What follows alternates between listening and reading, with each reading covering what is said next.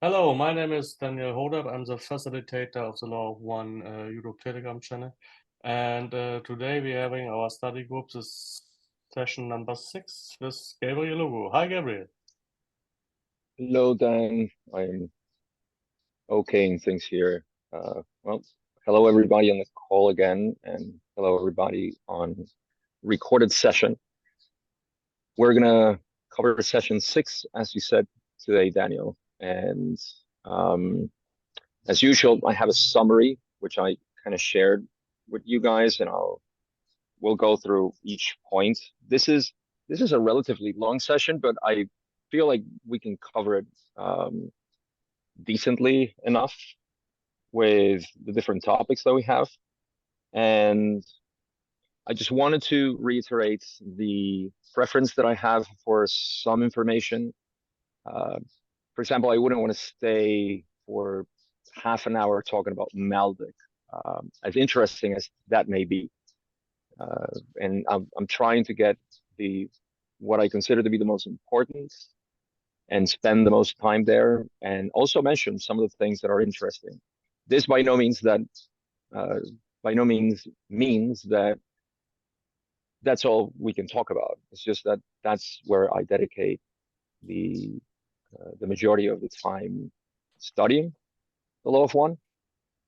And yeah, I mentioned in a video that I posted recently, yesterday, that after coming into conclusion with all 106 sessions of the Law of One, that I gravitated towards a preference.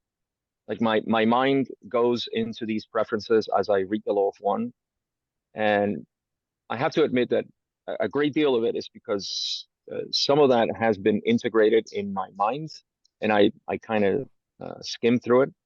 But the preferences that I just want to mention is the preferences that I have are that which we call the mystical path, which is the Law of One. That goes in priority. The second thing that I find more important is the processes and dynamics of the mind, because that is interesting for us to see how the mind works and how evolution, uh, integration of experience and catalyst and so on. And these are my arbitrary categories, but again, the third one would be structure and model of reality, which we have had different ones in the past thousands of years of register history. So that's interesting to see that how the Law of One offers a model that is very consistent and coherent, not only with itself, but with other mystical models. So that's interesting. And I just put it on the third category. And fourth is what we all know as transient information. And that goes to me with history and particular events and yeah, things like that. So with that being said, session 6, I forgot to mention in our group chat that there is harvest conversation here. So we can spend a little bit of time talking about that. That's going to be with the transfer of entities and cycles, which we'll get to.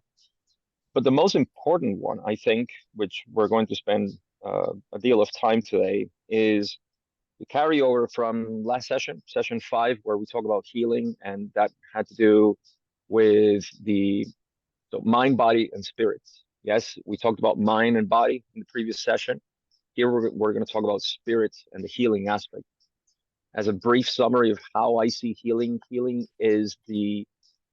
um, is the recognition or the awakening, right? In general, healing is the awakening of the self as the creator. That's a very succinct way of putting it. But if you go into what it means to awaken as the creator, to know that you are the creator, then you will see that healing is it's all tied up to this. And I mentioned that in several parts. Rob mentions or says feeling as you call it, or as you call this distortion. Um, and so in a general sense, that's what it means. And we talked about that in the uh, the previous sessions when we talked about pyramids and the process of initiation, healing, and so forth. So again, now we're going to cover spirits, and I need to mention it last session, we cannot skip it to understand this. We have to tie both of this together. And in fact, I would put 6.1 in session 5 if I could, but we're going session by session. So, okay, like I said, Don questions. We would like to continue the material from yesterday. We had to cease before, and he says something inaudible to us, but they're continuing basically what we cover in session 5. Process, this is well with us. We proceed now with the third area of teach learning concerning the development of the energy powers of healing. The third area is the spiritual complex, which embodies the fields of force and consciousness, which are the least distorted of your mind-body-spirit complex. The exploration and balancing of the spirit complex is indeed the longest and most subtle part of your learned teaching. We have considered the mind as a tree. The mind controls the body.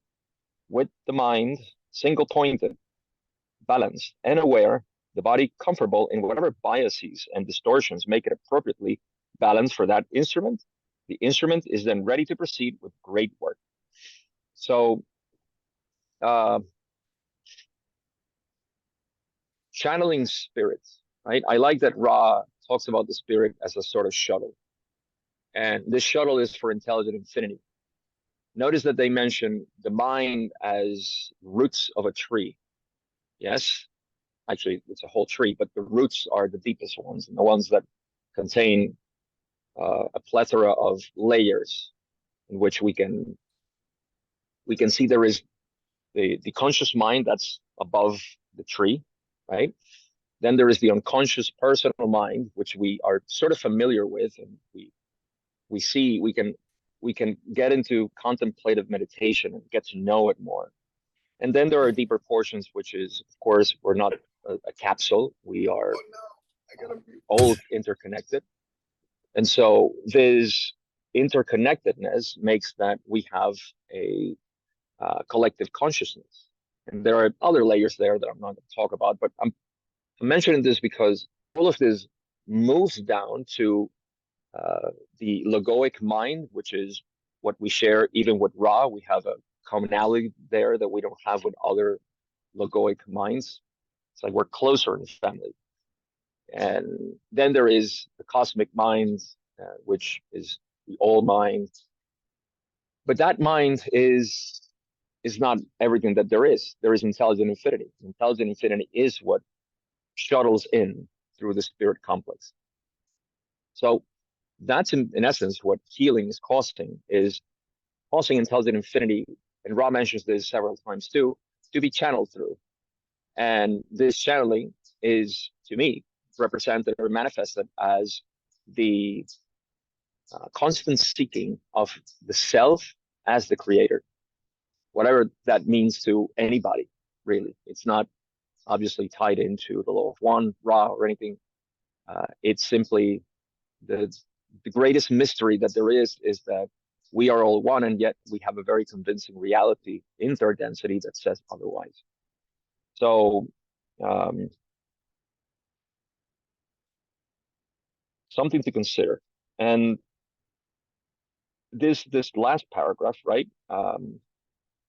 This is important.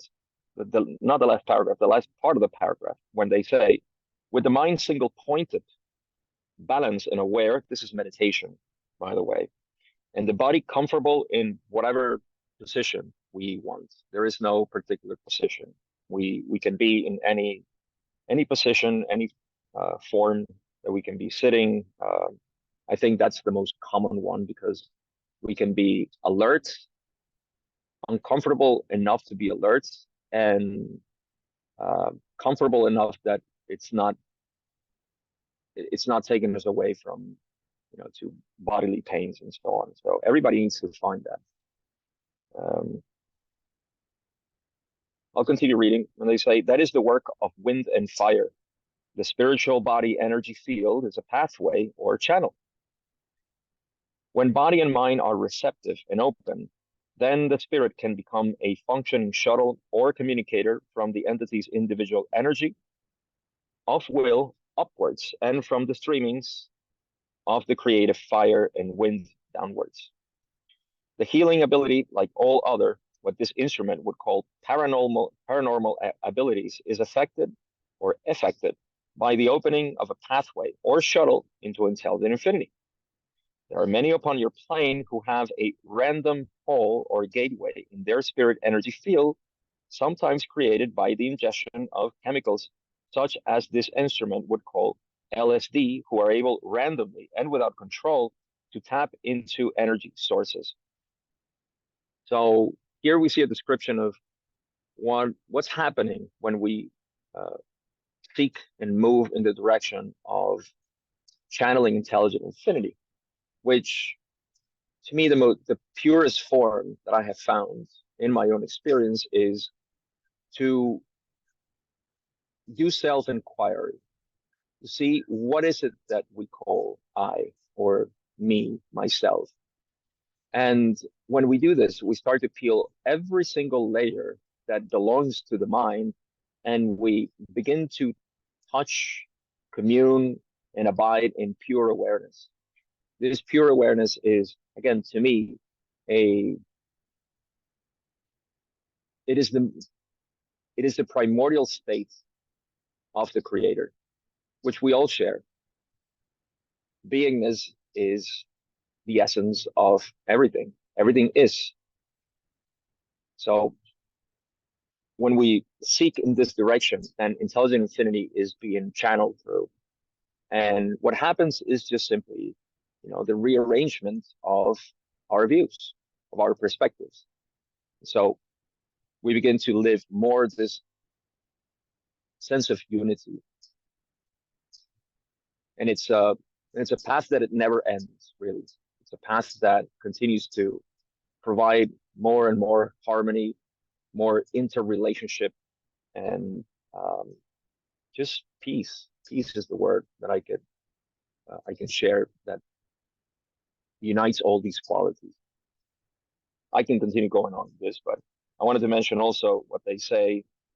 They mention psychedelics here in general, LSD being one of them.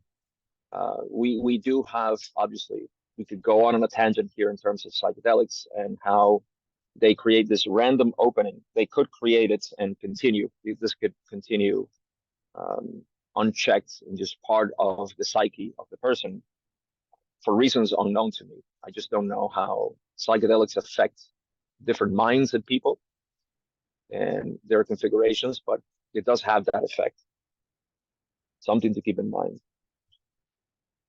They continue talking about the people who have this random opening or hole to the spirit energy field. And I'll make a comment here, and I think it's some housekeeping, I would say. But they say that these people who have these random openings, they may or may not be entities who wish to serve. The purpose of carefully and consciously opening this channel is to serve in a more dependable way, in a more commonplace or usual way, as seen by the distortion complex of the healer. To others, there may appear to be miracles. To the one who has carefully opened the door to intelligent infinity, this is ordinary. This is commonplace. This is as it should be. The life experience becomes somewhat transformed, and the great work goes on. This is beautiful. So this is the difference between having an opening to intelligent infinity, which is created by bursts or sudden changes in consciousness, which I believe we see a lot of this in. It's not only psychedelics. I think this can happen. I've met people who go through what we call a mystical experience, and you can see that their expression is obviously coming from that essence. They want to share this, but it's very chaotic, I would say.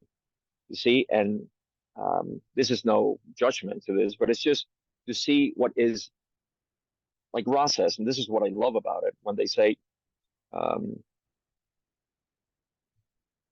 the purpose of carefully and consciously opening this channel, which is the channel to intelligent infinity or the spirit complex, is to serve in a more dependable way. in a more commonplace or usual way, as seen by the distortion complex of the healer. So to the one who opens this channel um, gently, I would say, it's a work that should be gentle. And I think in our society, we see a lot of this, rush to want to, open and clear my energy centers. And it's a good intention. It's a noble intention. However, because of the rush this is something that Ra talks about, and they're talking about Hitler for some reason. They talk about well, there's a good reason for it, but this sounds weird to say Hitler, and they talk about um, how we should be careful, with opening and activating our energy centers and just clearing the channel. But yeah, this is the gentle way to approaching or to approach the creator.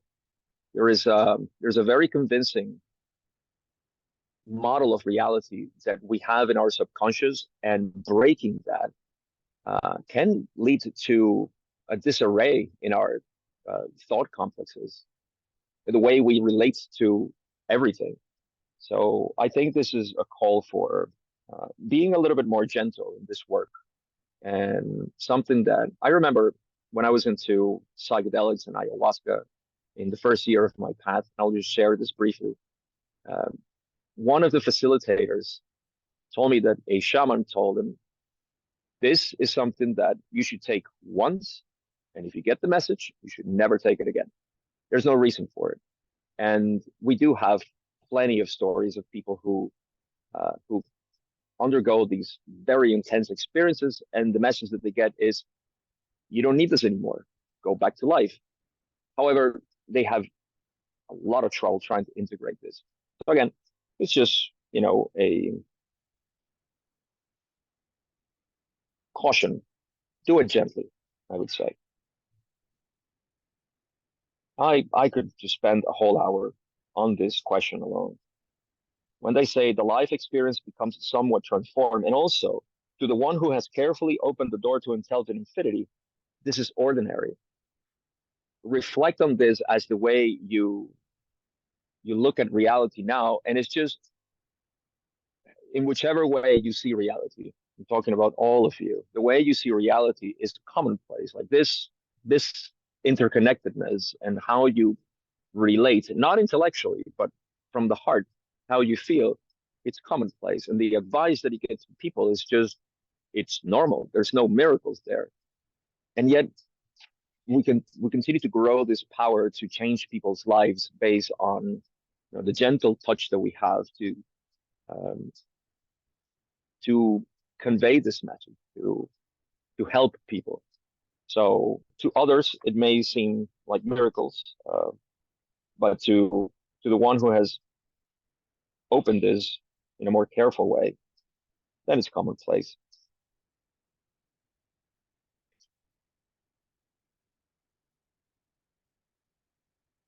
I'll finish reading the paragraph, the last one, when they say, at this time, we feel these exercises suffice for your beginning.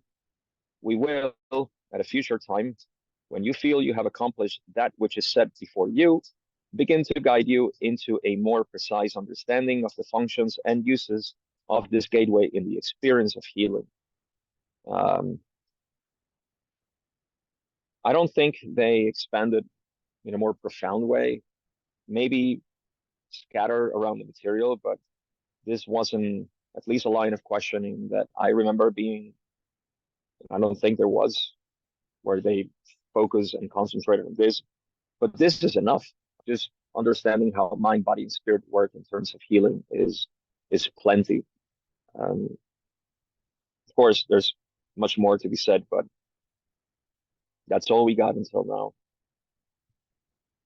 It's okay. Like I said, I think this is the most important question that we find in session 6, or the information that we have in session 6. So everything else is just going to be going around the questions and some of the answers, the information in general. But this one, if you can go back to session 5, read it fully, come back to session 6 and read 6.1. That's the whole curriculum, if you will, of healing. And what does that mean? questions that I'm going to skip, sort of personal questions about bringing some clarity to the sessions, the appurtenances. This one I won't talk about either. This is about Ra's origin. This is for those interested, 6.4. That's where they talk about their origins, and it goes into 6.5. They talk about their appearance.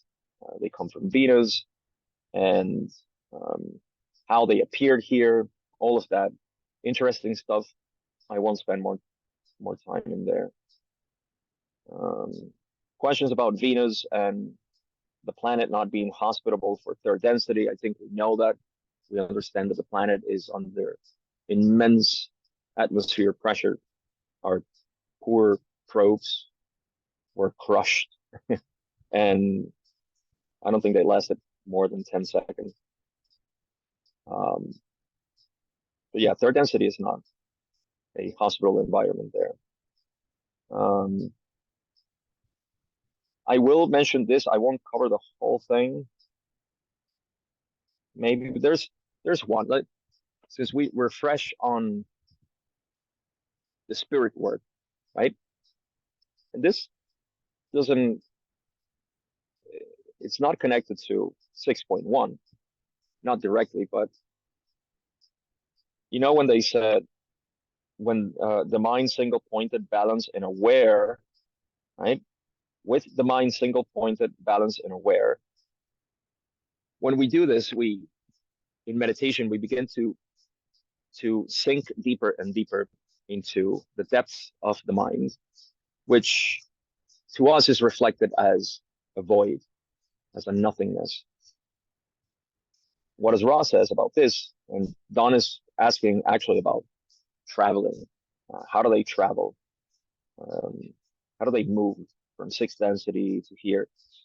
And the one part that I want to share here for contemplation is when they say the dissolution into nothingness is the dissolution into unity, for there is no nothingness. So revel on that as your meditation brings you and makes you sink into this space-like medium that we call I or the self. Know that you are that,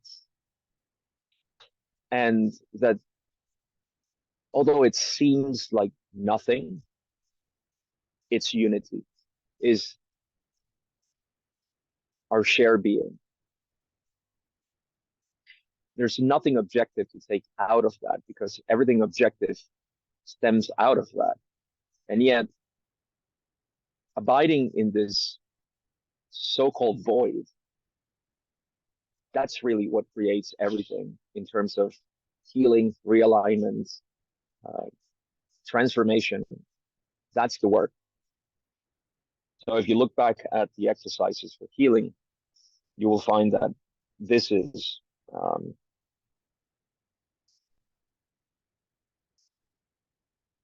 the core of it. For those interested in this answer, they talk about how from sixth density they're capable of manipulating light and just shaping light at will and creating this illusion. That's the capacity of sixth density beings. Just like, for example, we can create farms, right, to a second density being. That would be amazing. They would have no idea how that's done. And yet for us, it's just meh, farms. We know how to do it. We put seeds in the ground and plow and do all this stuff, irrigation. For them, it's not even magic. It's something that it's inconceivable. So that's the power of getting closer and closer to beingness in what we call higher densities. Other questions about the Council of Saturn? I won't cover that. We get into the discussion of Maldek here. I'll just mention briefly for those who may not know. I think that everybody here should know of Maldek, but I'll say it anyway. Maldek was a planet, allegedly existing planets 500,000 or 700,000 years ago. I forget.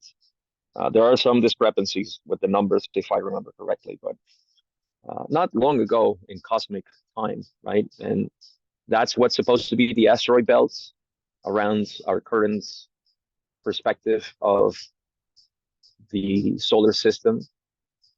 There was a population there, they kind of destroyed it. Everybody was in disarray, all the mind, body, spirit complexes. Of course, nobody graduated from that big explosion. They had to reincarnate here. They were transferred here. That was, I think, I'm not sure if this was an infringement. I think it was the Mars transfer. Uh, but yeah, Maldek was that planet that had huge civilization. And if memory serves, I'll throw the numbers that I think half.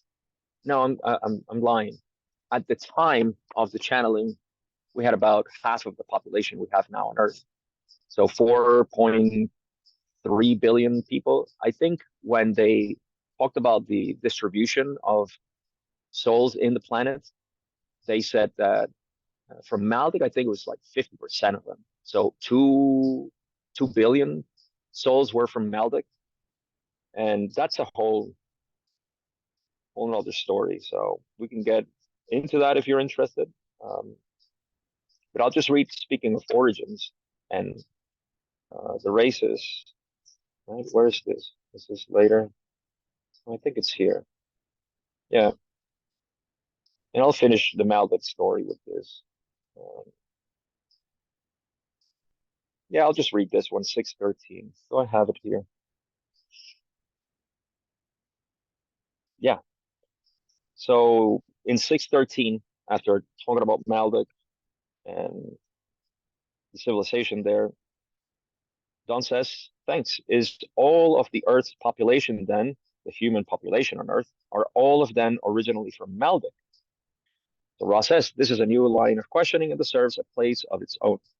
The ones who were harvested to your sphere from the sphere known before its dissolution as other names, but to your peoples as Maldek, incarnated many within your Earth's surface rather than upon it. The population of your planet contains many various groups harvested from other second dimension and cycled third dimension spheres. You are not all one race or background of beginning. The experience you share is unique to this time space continuum. So,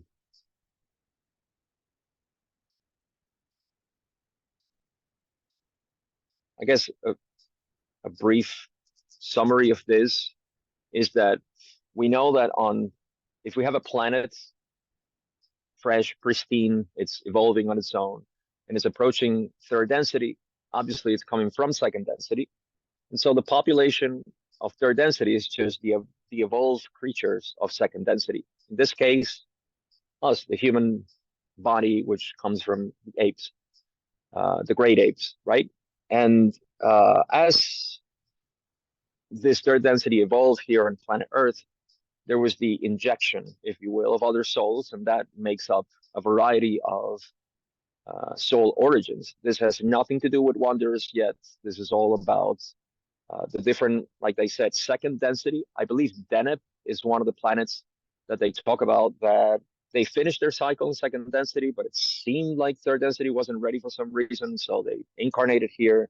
So we have a lot of second density graduates that came here.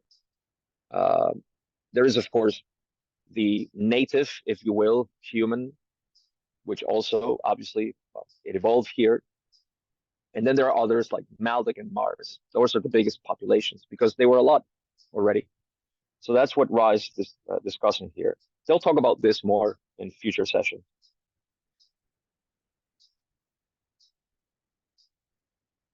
So this question, the following one, touches a bit on harvest, and I decided to include it because we're good on time. And Don is interesting in knowing how the law of one actually acts in this sort of transfer, right? He says, I think it would be appropriate to discover how the law of one in this transfer of beings to our planet and the action of harvest. Did I read that right? I think it would be appropriate to discover how the law of one acts in this transfer of beings to our planet and the action of harvest. Okay, yeah. So they say, this is Ra, the law of one states simply that all things are one, that all beings are one. There are certain behaviors and thought forms consonant with the understanding and practice of this law.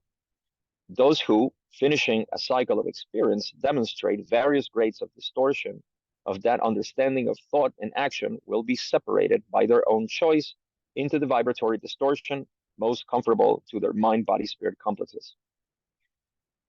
This process is guarded or watched by those nurturing beings who, being very close to the law of one in their distortions, nevertheless, have the distortion towards active service.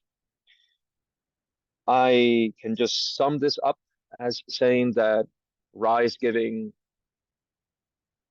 the process of evolution in a structure of densities, polarization, and yeah, capability of moving forward in experience.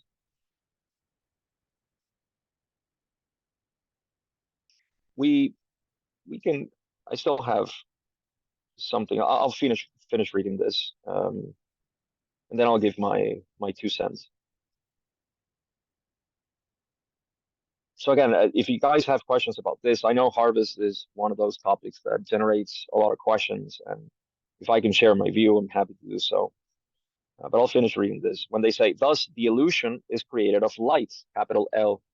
Every time you read the law of one and you see a capital L, thank, I guess, Jim, who obviously put his heart into this. Capital L light means the third distortion. Out of the three first distortions, free will, love, light. So there is light, which is what everything is made out of, and then there is physical light and intelligent energy, which is light love. So you'll see those nomenclatures being thrown around here. So the illusion is created out of light, or more properly, but less understandably, light love, which is the expression of this light, the movement of this light. This is in varying degrees of densities. The spirit complex of each harvested entity moves along the line of light until the light grows too glaring, at which time the entity stops. This entity may have barely reached third density, or may be very, very close to the ending of third density, light love distortion vibratory complex. Nevertheless, those who fall within this octave of intensifying light love then experience a major cycle during which the opportunities are many for the discovery of the distortions which are inherent in each entity, and therefore the lessening of these distortions. So I think for the first time we're talking about the process of harvest and the systematic evolution of awareness as an entity moving in these steps. And they described, particularly at the end, the destiny or fate of entities in third density. In third density, there is a certain threshold for graduation. Let's use, I don't think this is acceptable, but we're kind of familiar with the 51%. So if you're at 50%, you still have to repeat third density. It's only after a certain threshold that you're able to receive and what do they say? Impact of light. Forget what they said. They describe this, and that is basically the movement or the evolution of the entity. My 2 cents here is the following. I think it is acceptable to see or project ourselves as a separate entity because that's what we're doing. We need to be fully conscious of this, right? As a separate being moving, like I am moving in steps. of consciousness. Like I said, I think this is acceptable. However, to me, this violates a deeper knowledge that there is no such thing as an individual entity that is moving. Rather, the way I see a mind, body, spirit complex is simply a window within which awareness, the creator, intelligent infinity, God, whatever you want to call it, this one being is seeing through. So awareness is looking at itself through this window, which I call Gabriel, and has a backstory and everything. But this is not an individual being. It is not me as an entity that is moving. It's actually the crystallized window, right? The mind, the kaleidoscope that we all represent that is moving. And awareness is the one that is doing all of this, is manifesting as this, and it's experiencing itself through it. So this is a way um, to integrate the idea that there is an individualized portion of awareness or consciousness, and then there is only one being. That's my 2 cents here.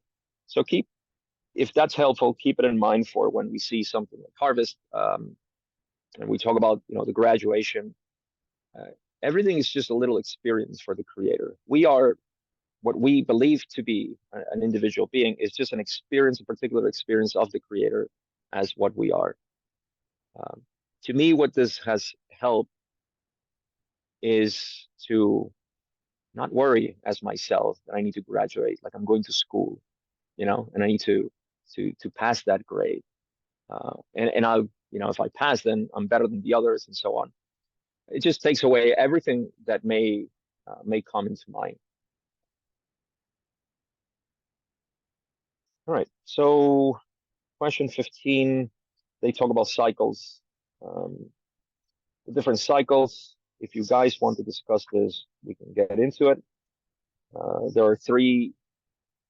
Is it one major cycle and three? No, three major cycles, and I forget what the other one is. It's 325,000 and 175,000. That's the whole of third density. It's 75,000 years. But there are three major cycles. It's a great cycle. Does anybody remember that? I want to type it in the chat or mention it. Master cycle. Master cycle. Master cycle. Thank you, whoever that was. I didn't see it. Yeah, so master cycle is the 75,000. 25,000 is the nature. We continue talking about harvest and what is the position of this planet. We are in fourth dimension, should be fourth density, I think. But they use this word interchangeably, dimension and density. They talk about how confused we are. They also say that this is in question 617 is where we get the idea of harvest or four density becoming a four density planet in 2011, close to 2012. And that's where they said in 617, they talk about 30 years, that it's going to continue for approximately 30 years. And a lot of people thought that something was going to happen in 2012. I have my own views on this, which I can share freely, but I won't talk about it now unless you guys want to. Okay.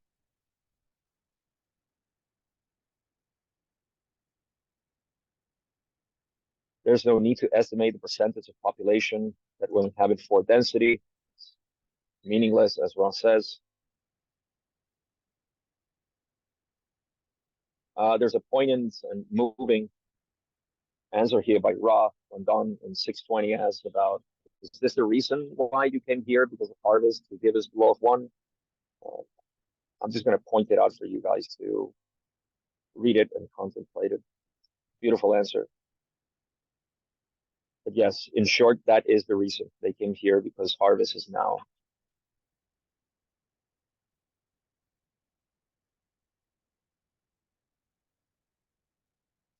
So now we go into UFOs. There's some discussion about UFOs, if they came here, what type of craft they use, and so on. And here's where it gets interesting to me towards the end, right? When they're talking about UFOs, and I want to read 625 Nico, or Nico have a 24. question, Gabriel. Yes. Yeah, sorry about the interruption, Gabe. I just wanted to pop in with this question.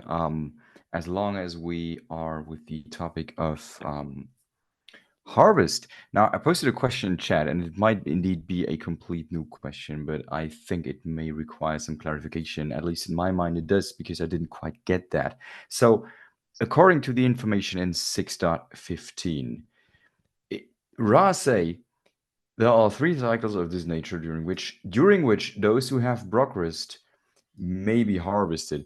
Does that mean they can a soul can only be harvested at the end of each major cycle, or does it mean that you can also be harvested during during each cycle, as long as the cycle still progresses? Because my understanding is that the quote-unquote light game can be played after each incarnation. At least, that would make sense, because once you have achieved that seniority of vibration, that 4th density vibration, why would you be forced to stay back? So to me, it says this would mean that you can be harvested at any time during these major cycles, but it's not entirely clear there. So what's your opinion on that? Yeah, it's a great question, actually, Nico. It's not entirely clear to me either, but we know that we don't know why we have arbitrary, they're not arbitrary, but they are segmented major cycles. And yeah, I'm not entirely sure why we have those cycles there, to be honest. But Ra does say that those, for example, those who graduated, nobody graduated in the first cycle. So after 25,000 years of being conscious beings, nobody graduated. Then I think it was around 200 people that graduated at the end of 50,000 years from the beginning of their density. And all of them decided to come back. I think at this point is where they say that if you have been harvested already, you can leave at any point. So you can leave for the 3rd density at any point by consciously activating this recognition, let's say. So again, I can answer actually the question as to why do we have to wait 25,000 years? Maybe that has to do with the way there is aid and help for graduation at those points. I'm not sure. It's a good question, Nico. So yeah, it's not a noob question at all, and one that I can't really, give a satisfactory answer. But I do know that those that have graduated, they can definitely, they all decide, most souls decide to come back to aid, but they can leave at any time during that cycle. Does that make sense, Nico? I know that I didn't answer completely. I think it did make a lot of sense. Thank you very much for your perspective on it. So it seems to me then that the quote unquote wait until the major cycle has finished is, well, a misunderstanding simply on my part, because it seems that, once you've attained the seniority of vibration, you're free to move ahead, but you may choose not to in order to help the others. Yeah. Again, maybe this isn't the material, and I have no recollection of this answer, but I just, yeah, I don't remember it. Why specifically after 25,000 years is that a harvest happens? I'm inclined to think that yes, there is aid, like they said. Did we read that part? I think there's a portion here where they talk about how they help basically in the harvest, these higher density entities. So maybe that's what's happening. I don't know. I think I had something else that I wanted to mention, but it escaped my mind.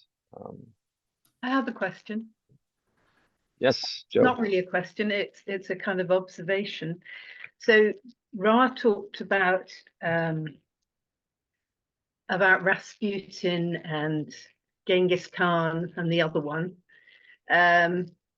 All have been harvested to negative fourth density.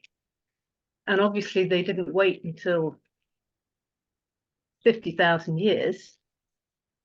So they must have been taken, yeah. Yeah, no, that's a beautiful observation. It's true. I guess my question to that would be, is it negative entities that can do that because the nature of their graduation is just obviously selfish and they can leave? Is there a compelling call to come back through the major cycle? Yeah, that's a question that I don't really have an answer. So maybe somebody else could answer that. I just don't have a recollection of, yeah, why 25,000 years? But yeah, you said it. And I doubt that they were negative wanderers, because Ra calls that very unlikely that negative beings wander or risk the forgetting. Okay, so I just want to finish this last part, and then I like the direction that we're taking for the Q&A, so I'll make this short. This is after the UFO conversation. There is discussion about the Confederation of Planets and why are they doing this? Did I note 624? No. So in 625, Don continues, the line of questioning here with the spacecraft, and he says, do any of them come here at this time in spacecraft, meaning the Confederation of Planets? In the past, say 30 years, remember that in the 50s, we started seeing more and more of these UFO sightings and so on. So he was quite interested in all of this. So here's where Ra kind of gently touches the brakes on this information and says, we must state that this information is unimportant. If you will understand this, we feel that the information may be acceptably offered. The law of one is what we are here to express. However, we will speak upon this subject. So it's a very educated way to say, hold on, we have no interest in talking about this, but we'll talk about it if you first understand that that's not what we're here to talk about. So I'll answer your question, politely, but just know that we're not interested in this type of conversation. What are we interested? The law of one is what we're here to express. So it goes back to it. Don picks this up rather quickly over time and starts to guide the conversation there. He starts to learn that constant requests for this information will debilitate. It's not even, I wouldn't even say interference in contact, although that may happen. But it's just, imagine that you're sitting, with Ra or just a guru, and you're asking, questions that are irrelevant to what they can help with, which is the most dense information. And at the end, they do answer this. I won't cover that, but you can read it. That's the way they can appear in our skies and so on. And they mentioned that there are some operating in our density, and their purpose, this is what I love. They say their purposes are very simple: to allow those entities of your planet to become aware of infinity, which is often best expressed to the uninformed as the mysterious or unknown.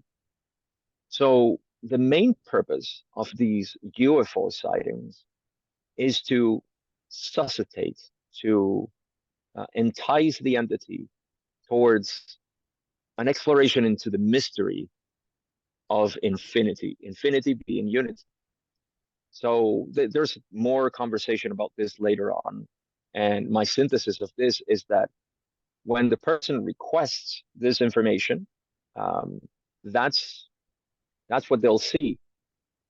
What we make out of that, of course, is just dependent on our biases and our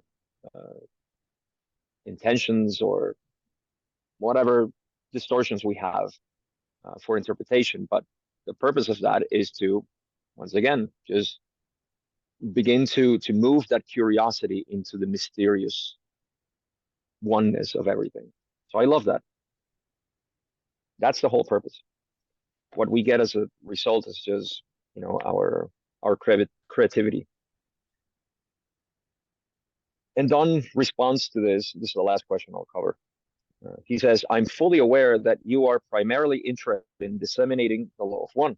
However, it is my judgment, I could be wrong, that in order to disseminate this material, it will be necessary to include questions such as the one I have just asked for the purpose of creating the widest possible dissemination of the material.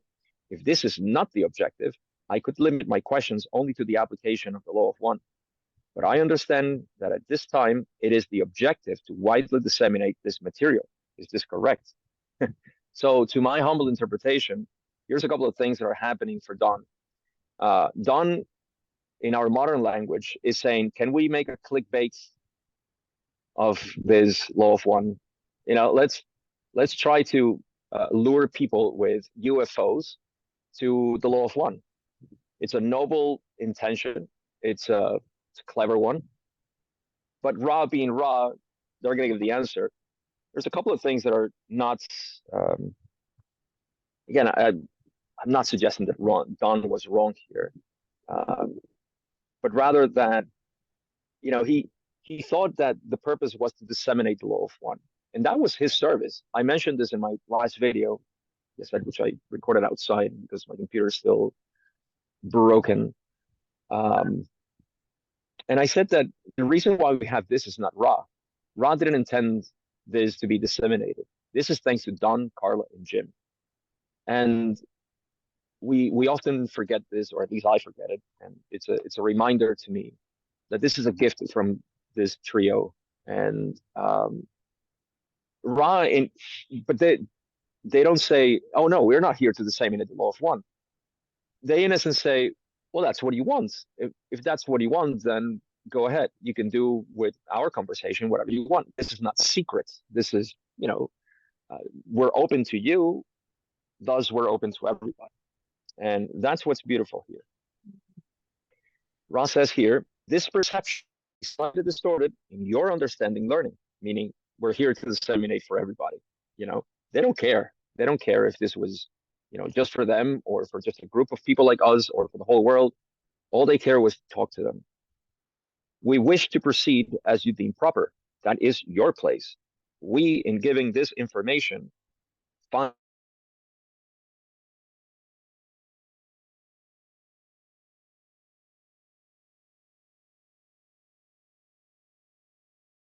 relative importance. Thus, you will find our statements at times to be those which imply that a question is unimportant.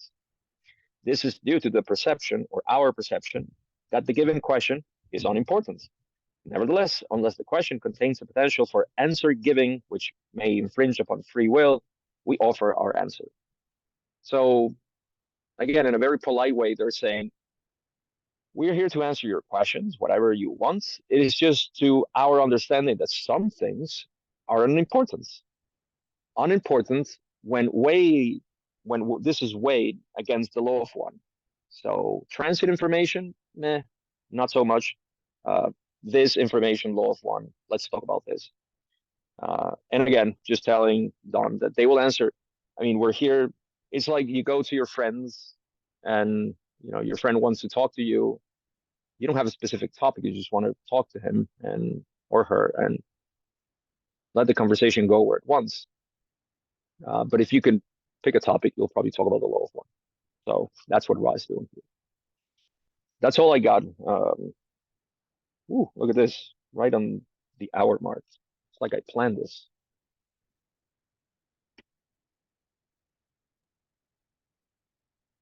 You were very interesting session with very different topics. And yeah, now is the time. If you have some question to Gabriel or in the round, feel free to do so.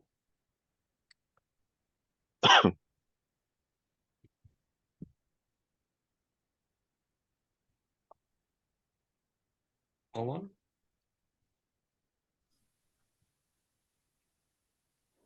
And you have a question? Yeah, Hold on, I oh, have sorry, an hour is that limit on these someone else? headphones for some reason. Yeah,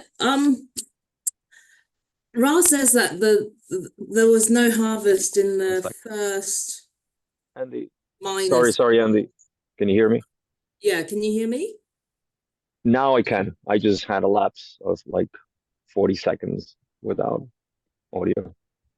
Yeah, so like if no one graduated in the first minor cycle, and then like they're hoping that like in this cycle that there'd be more people graduating, more entities graduating.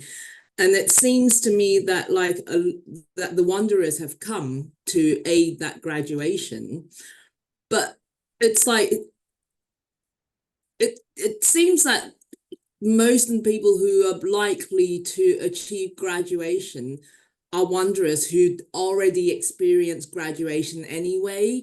So is it a bit futile? I mean, are there any new entities that hadn't graduated before that have achieved graduation? That's something that's sort of not very clear to me in the raw material. Yeah, I don't think it's a kind thought that you have to consider that's the emblem of I want to help. So recognize that in your question. I think it's important that we all notice the roots of our concern.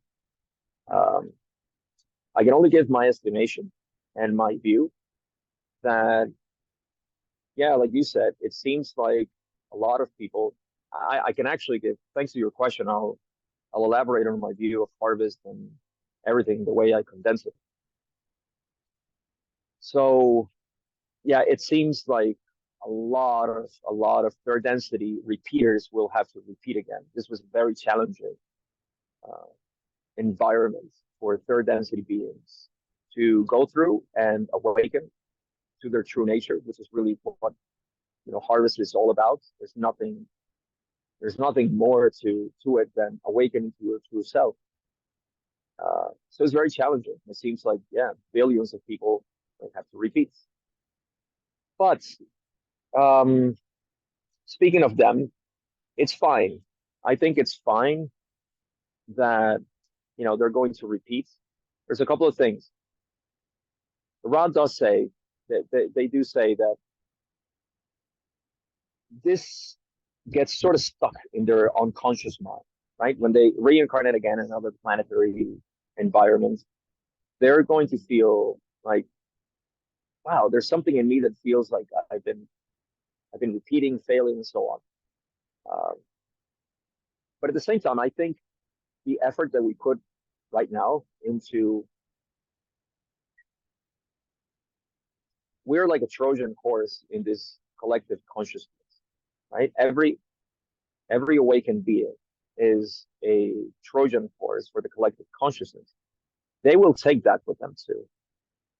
You see, because it's not like we are, again, a capsule, mind capsule. It's just experiencing things and it takes nothing with it.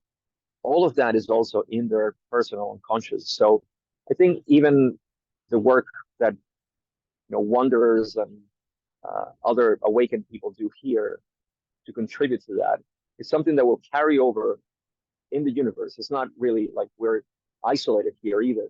This is something that impacts the rest of the universe too. Again, I'm here just going off on a tangent on my own creativity and imagination, but I feel like that's a given. So I'm piggybacking on Ra's description of, there is some carryover of people who repeat constantly. But I think there's a carryover also of, you know, the love that we have put in this planet to basically, you know, tell people it's okay. You know, life is okay. And what I see, this is just so I wouldn't think it's futile. I think it's every effort that we make is, you know, resonates with the whole universe. It's not just this planet. So nothing is in vain, I would say, especially when it comes from a place of love, like I mentioned at the beginning from your question, Andy. The last thing that I'll say is an estimation that I feel is it makes a lot of sense for those who you may or may not agree with this, but based on my limited data and knowledge about this, it seems like at the moment of harvest in 2011, I think, you know, this is the part where it could be contentious. I feel that no more third density repeaters are able to reincarnate here. This is a lot of the influx that we call indigo children or crystal something children, which, you know, means that only entities who have graduated from third to fourth can reincarnate here, or wanderers, or that kind of people. I think in the 80s or before harvest, there was a lot of what's the word? There was a lot of preference for seniority of vibration. Nico mentioned this because those who were close to graduation would take precedent in incarnation. So they would reincarnate faster, let's say. There's an example of that. I forget, somebody might remember this. Was it Patton, George Patton, General, World War II, who died, you know, after the war was over? And Don asked, was that so he could make it to harvest, possibly in a further incarnation? Ross said, yes. This makes a lot of sense. We're approaching the end. All those who can graduate should incarnate as a priority, like seniority of vibration, because after 2011, that won't be the case. To me, that makes sense. Now, here are numbers that I find fascinating. 1981, 82, whenever this session was channeled, not this one, where I'm taking the numbers from, there are two types of so-called wanderers, right? Ra doesn't like to call the second one wanderers, but the first one is the full-fledged wanderer that we know. I think it was 65 million wanderers at that time. Keep that number in mind. And I think there were 40,000, 20,000, something like that, dual activated bodies, right? These are the ones that graduated from third to fourth, and they said, I'm going to begin my fourth density experience in this planet, which is still third density, but is already vibrating fourth. That will accelerate their process in fourth density, actually. So the catalyst that they'll be able to sustain and work here would propel them in fourth density. So that's a lot of them that are coming here. Now look at this number, 65 million wanderers, 20 or 40,000, forget the number, of dual activated bodies. 2018, I remember reading Kuo channeling, and they reported, if we can trust these numbers, that the wanderers increased from, imagine, 1981 to 2018, what's that, almost 40 years, 37 years. They reported that from 65 million wanderers, they were up to 300 million. That's like 5 times more the amount of wanderers that have been incarnating over the past 37 years at that point. Dual activated bodies, however, they went from, again, 40,000, let's say, to an astronomical unit of 500 million in 2018. So that's a huge influx of, which kind of validates my theory that there is a lot of incarnation because of the systematic approach to fourth density, where they need to just reincarnate here. And in other words, there's no room for, I was going to say losers. I really honest, my mind was, it tricked me there. There's no room for third density repeaters. I'm sorry, universe, for saying that. But yeah, there's only a capacity. I know Andy would like that. Now, there's no room for more third density repeaters, and that's the process that we'll probably see for hundreds of years as these new entities take over the system that we have, and there will be more negative entities polarizing at the same intensity that positive ones. And so this mixed harvest will continue to go on for however amount of decades or centuries is needed. Yeah, that's my take on this.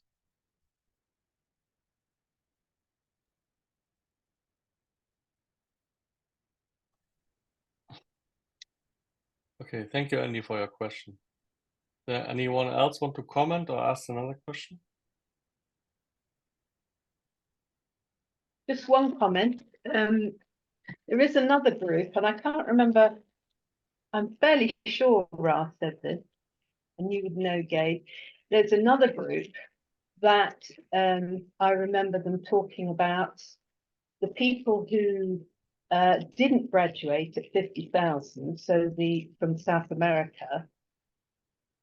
The rest of those people who didn't graduate, and I think we're talking thousands rather than millions, thousands, reincarnated as high density, third density, and are possibly seen as wanderers, but they've never actually graduated past fourth density.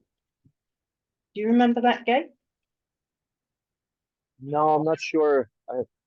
You're saying the ones that didn't graduate or the ones that graduated from? No, the ones that didn't graduate came back as a higher third density and could be seen as wanderers. In fact, the reason I'm saying this to you is because I heard you say it on one of your podcasts. Yeah, I think these are the elders. They call it the elders. Is that what you're talking about? Could be, but they weren't the ones that graduated and came back. They weren't the ones that graduated fourth density and came back. They didn't graduate, but reincarnated as a higher third density. Possibly. I don't remember that, but I've spoken so much over the years. I have no idea what I said. But no, you do. I did mention that Ra doesn't include dual activated bodies as wanderers. That's the ones that I was talking about. Elders are also not considered wanderers either because they graduated from here, planet Earth, and they decided to come back, so they're not wanderers per se. But I'm not sure what I said. Now I'm curious. Well, it resonated with me because I've never really thought I was a wanderer. I can't ever see myself as graduated, but so I thought, well, maybe it would fit in that group. Yeah, well, Nico, me, and Joe, who else is here from Last Retreat, we were asked that question about if we feel wanderers. I also don't know. I mean, I said it there. I'm not sure. It doesn't ring a bell to me, but maybe I'm just clouded.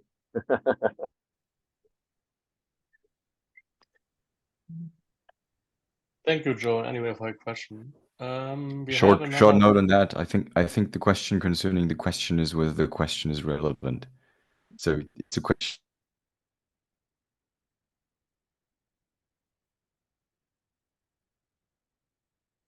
Don't really care.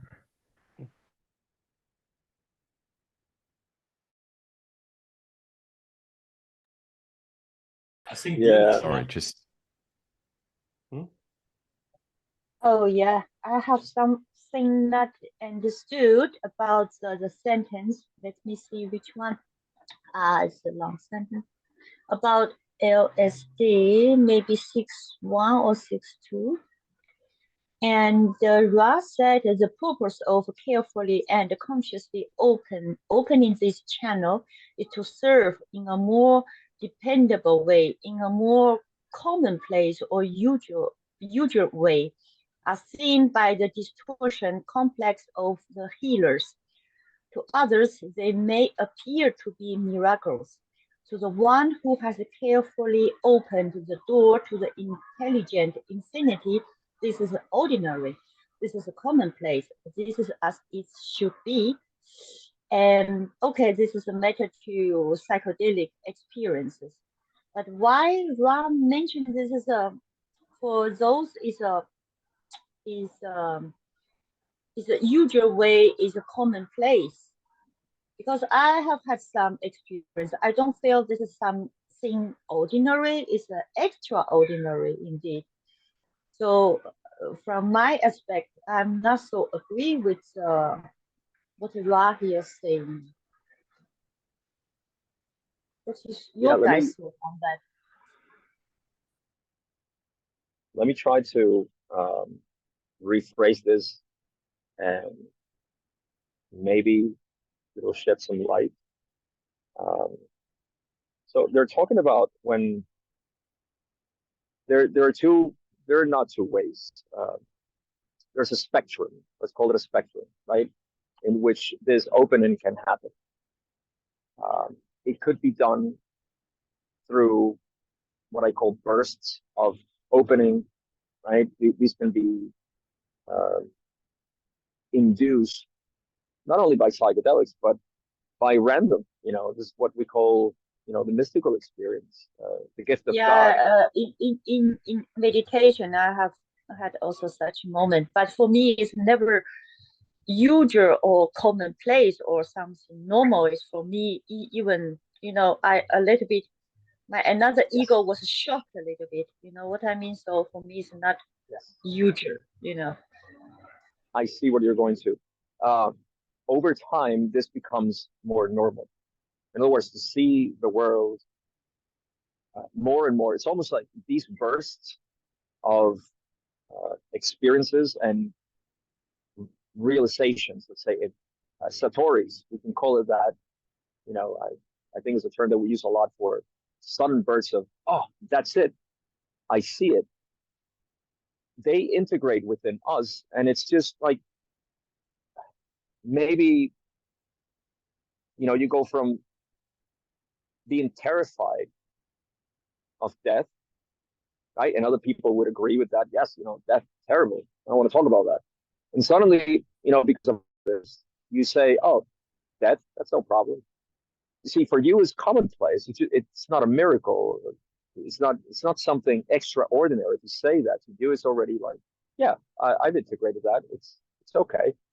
So this is to me what Ra is referring to, the experiential continuum that we have becomes more common with these concepts integrated. It's not an intellectual approach. I always like to mention it just becomes more integrated. And so your being and they're talking about healing here. When I like to put this example of the conversation with a friend, right? Where, you help your friend, they're having trouble, and talk to them, and suddenly they feel so relieved by talking to you, right? And they say, "My God, what you did was amazing.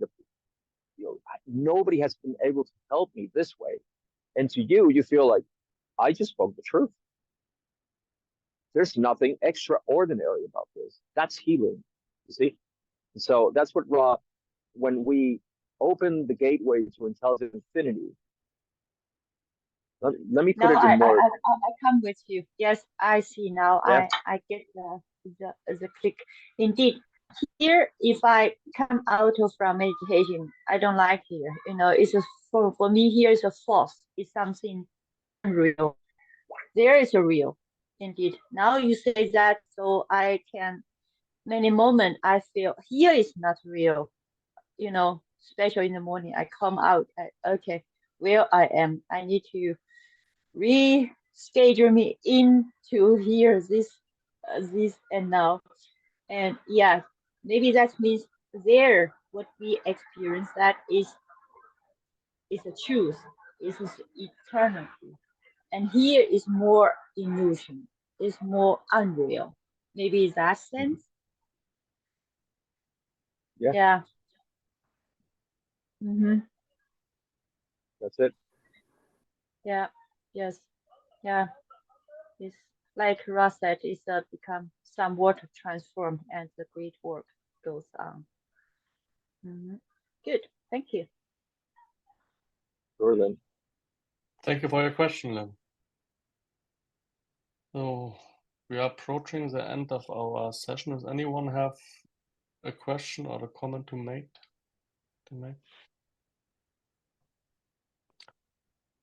So if not, If we have go ahead. more, if there is no one else, because I already talked so much, and if there's no one else, I'd like to add a very, very like real world example of Lynn's question and Gabe's answer just now. Now, I do not claim to have opened the door to intelligent infinity whatsoever. I'm working on it, but it's not really open yet. The example I want is just, very, very ordinary. I was on the road yesterday and today in the morning and today in the afternoon, 3 times. And 3 times there was this car coming towards me. It was an old timer built in the 1970s, something, a very, very extraordinary car. Like, if you think about that, what are the odds of that car being on the road right when I'm there? And it's that particular car, because it can only be that particular car, the very same car. Like, normally you'd consider that to be a miracle, some kind of a miracle, right? But to someone who's dabbled in the mystery a tiny little bit, it's just like, oh, okay, something's going on there. That's just my angels trying to relay a message to me for the second and for the third time, because I was too much of an idiot to see it the first time. Because there's a number on the number plate, and there's a lot of communication going on with guides and angels involving numbers on number plates, right? And so they were trying to relay a message to me, and I didn't get it the first time, and so they sent it another time, and then another time. And so once you open up to these things happening, these things just happen. They are not miracles anymore. They are just, coincidences that become, to you, they become ordinary. The extraordinary becomes ordinary. So that's just a very, very, quote unquote, ordinary example of how the life experience becomes somewhat transformed, because there are no real coincidences anymore. Thank you, Nico. Yeah, I think so far we are in human shape. So the first moment, like you said, Nico, for us is like extraordinary, right?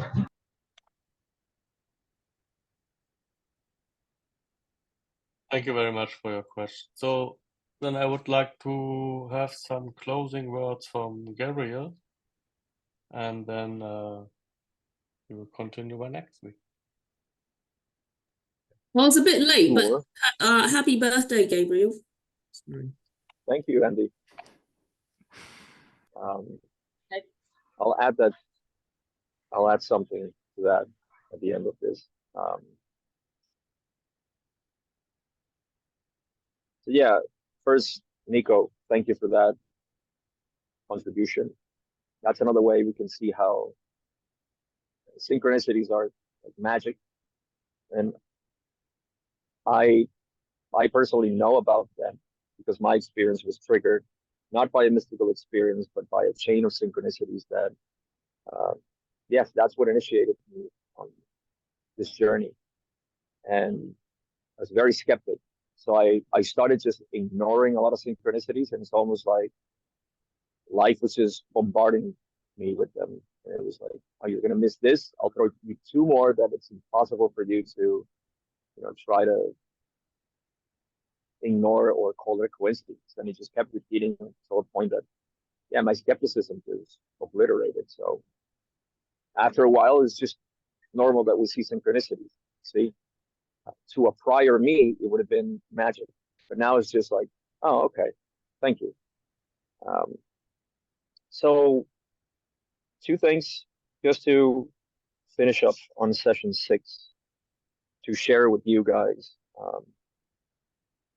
Nico, you also talked about getting in contact or contacting intelligent infinity. I would like to mention a couple of things here that may show you and others that this is not something extraordinary. Talking about extraordinary. I'll read some of the words that I already read from Ra, and then I'll give my my closing words. With the mind single pointed, balanced, and aware, the instrument is then ready to proceed with the great work. I skipped the part where they say the body comfortable enough for meditation. And the dissolution into nothingness is the dissolution into unity, where there is no nothingness.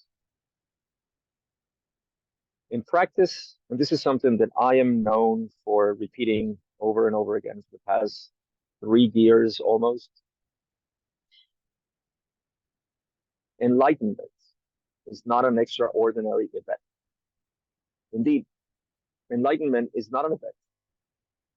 Enlightenment is the recognition of our ordinary, commonplace experience that we call awareness. Awareness, however, colors itself beautifully in people, environments, stars, all of this, just grand illusion calls it Ra. And awareness gets lost in this magnificent display of vibration. However, when we sink down, like Ross says and suggests, and this is the work of the spirit, right? How to get in contact with intelligent infinity. When you get, at least the way I like to teach it in the direct path, you simply become aware of your being as it is.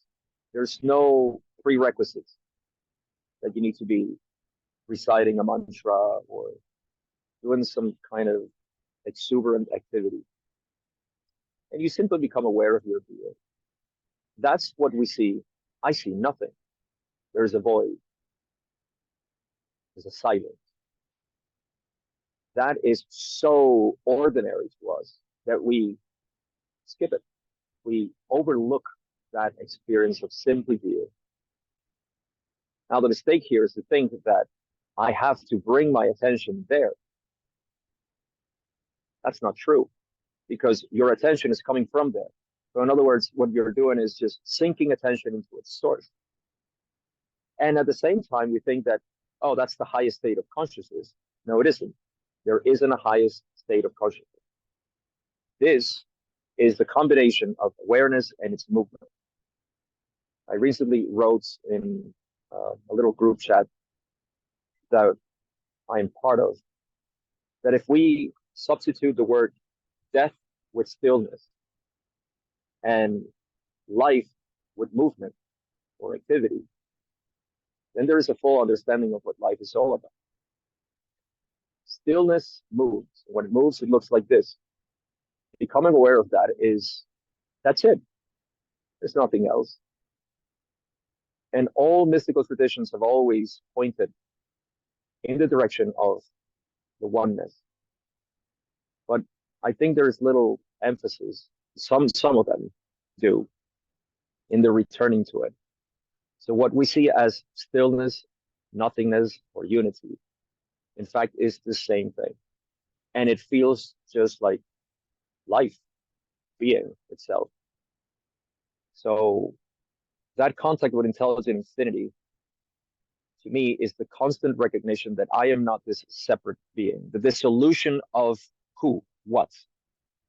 The dissolution of the apparent self into nothingness is the dissolution into unity. So the practical thing that I'll leave here is that by doing this recognition, allow this state of pure awareness to inform your mind. Don't let the mind try to inform more its own ruminations, but rather allow stillness to rearrange and align your mind. There is an intelligence in that stillness, and just being in touch with that stillness the best way you can every day, for a second, for a minute, for an hour, whatever you can dedicate to that. The greatest service that we can provide is the offering of the self to the creator. There's nothing more beautiful than that in the raw material in terms of what we do in our daily lives. So that's my last 2 cents. Also, thank you for giving me this gift of hanging out with you guys and sharing relatively long session, session 6. Family, friends, thank you. Thank you very much, Gabriel. Thank you.